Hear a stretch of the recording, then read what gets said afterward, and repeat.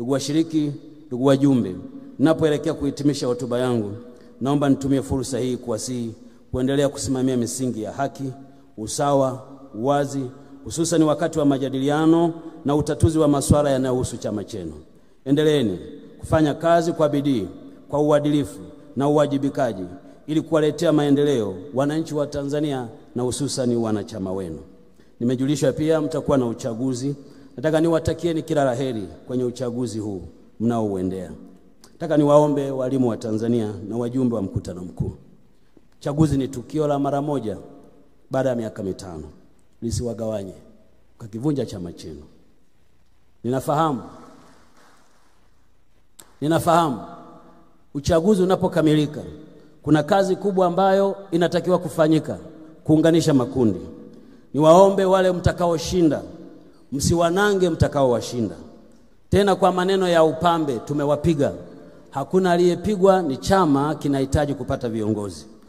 Na wale ambao mtakaokosa nafasi msikasirike, kwa sababu chukio hili lina matokeo mawili tu, bahati mbaya. Lina kupata ama kukosa. Wale watakaopata muwaunge mkono, wale waliokosa mjue ninyi ni ndugu moja.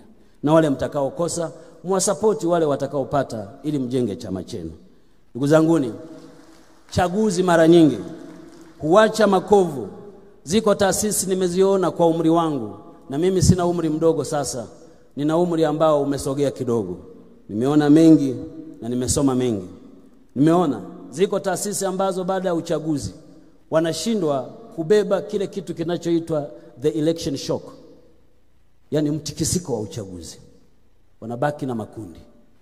Na bahati mbaya sana wanatokea watu wanajiita wa mtu badala wa kuwa wa taasisi. Ninyi kuweni wa taasisi, mjenge taasisi yenu. Wapeni heshima kina Mzee Rweumbiza ambao walitembea wakati mwingine kwa mguu, hawakuwa hata na posho ya kulipana ili wakakijenge hiki chama. Wakakifanya kikakuwepo na sisi tukawepo, kikatupa fursa tukafika mahali hapa tulipofika. Wapeni heshima walimu wa Tanzania kwa kuwa wamoja zaidi. Kama asitokee miongoni mwenu wa kuwagawanya na kumuita huyu ni wa fulani na huyu ni wa fulani. Na kiongozi mzuri ni yule ambaye ana uwezo wa kukaa na mtu ambaye hata hakubaliane naye kwa maslahi ya taasisi. Msigawanyike, shikamaneni. Hii ni taaluma takatifu ya watu waumbaji wa mara ya pili. Pendaneni, shirikianeni. Usikilizeni wimbo mliouimba wakati mnaimba Solidarity Forever for Teachers. Sikilizeni maneno mliokuwa mnasema, wafanya kazi tujiunge pamoja. Mkijiunga pamoja mtajenga taasisi yenu. Mtawafanya walimu wengine waone kiu ya kuja kwenye chama chenu. Mkikaa pamoja mtawafanya watu wengine waone ni darasa la kuja kujifunza kwenu. Mtayaleta mataifa ya Afrika kuja kujifunza chama cha wafanyakazi kinavyosukuma ajenda pamoja na serikali kwa maslahi ya wanachama wake. Wazeni jambo moja, chama chenu. Mnaweza kuwa marafiki, mnaweza kuwa na wapambe. Wapambe hawatajenga chama, isipokuwa wanachama watajenga chama. Shikamaneni kama wanachama. Unganeni kama wanachama. Ombeni kura kwa heshima, msivunjiane heshima, msidhalilishane wala msitukanane. Amesema waziri hapa, chama chenu kifanyeni suruhu na migogoro mlionayo muimalize ndani yenu ninyi kwa ninyi, wala msikaribishe mtu kutoka nje. Itumieni mitandao kwa maana ya kulindiana heshima yenu, mkithaminiana. Mtakaposafiri mkaenda mikoani kwenu, muendelee na lile jina mnaloitana comrade. Mkae mnywe maji kwa pamoja. Hata ukienda uwani ukaacha maji yako, uwe na amani, nitayakuta yakiwa salama, kwa sababu mnapendana. Ninawatakieni mkutano mwema na nawaombea kwa Mungu. Mbosso alitofautiana na waimbaji. Akasema watu wanasema riziki mafungu 7. Mbosso akasema hapana, riziki ni mafungu mawili tu, kupata ama kukosa. Mimi nawaombea wote mpate fungu la kupata ili mjenge hiki chama, ili muwafanye walimu wengi kiwe kimbilio kwenu.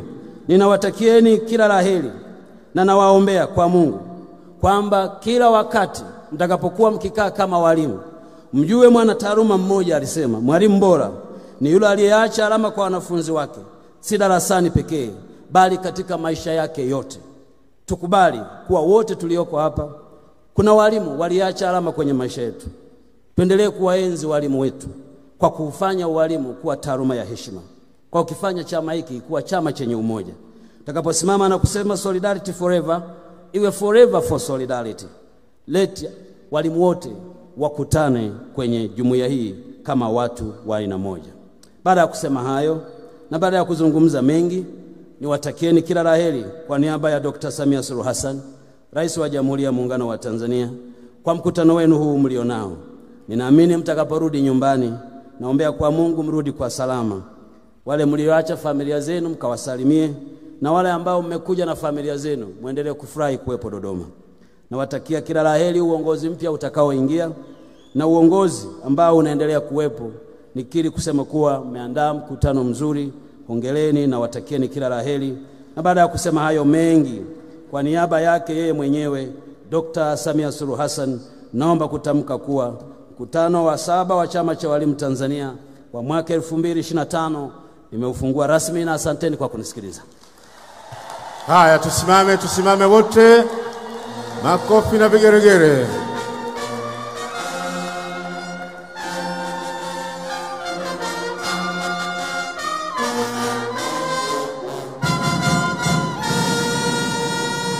Sampe